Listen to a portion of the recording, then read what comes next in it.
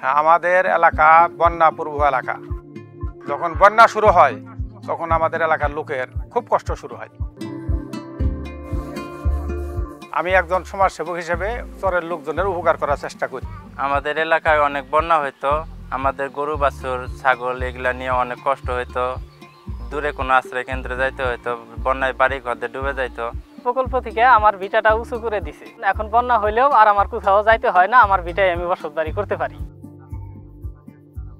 আমরা প্রাণী সম্পদ অফিস থেকে আমরা টিম আসি, তাদেরকে বিভিন্ন প্রশিক্ষণ দিয়ে থাকি যে কিভাবে লালন পালন করতে হবে, কিভাবে ছাগল লালন পালন করলে তারা লাভবান হবে, কিছু সংক্রামক রোগ থেকে তারা নিরাপদে থাকতে পারবে, সেটা আমরা ব্যবস্থা করে থাকি।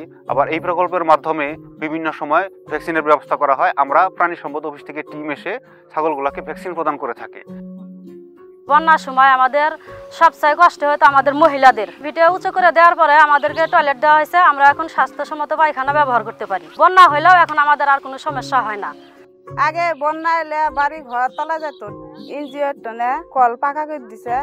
এখন বন্যা হইলে এই টেবুলের পানি আমরা এখন খাইতে পারি, কোনো হাঁটি যা না গানা।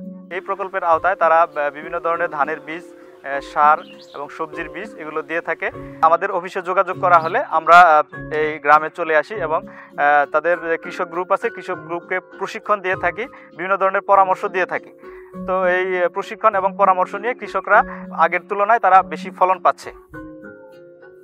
আমি কৃষিকাজ করি, পরেও আঙ্গুর এদিকে অনেক বন্যা হয়, বন্যা হওয়ার পরে আঙ্গুর ফসলপাতি সব নষ্ট হয়ে যায়। রেঞ্জোর আসার পরে আঙ্গুরে ট্রেডিং করাইলো, ট্রেডিং করানোর পরে আঙ্গুর ধানের বীজ দিল, পরে আমরা ওটা বীজ ফেলাইয়া জ্বালা উৎপাদন করিয়া ওই ধান লাগানোর পরেও 15-20 দিন বন্যা হয়ে যায়। হয়ে যাওয়ার পরেও দেখি আঙ্গুরের ধানটা 16 আনা টিকসই করে। আমরা এখন বন্যা হইলেও আমরা চাষাবাদ করে খাইতে পারি, কিন্তু আঙ্গুর কোনো সমস্যা হয় না। এই বন্যা প্রকল্পটা আমাদের এলাকার মানুষের দুঃখ দুর্দশা কষ্ট অনেক কমায় দিছে। এখন আমাদের এলাকার চরের লোকজন অনেক নিরাপদে আছে।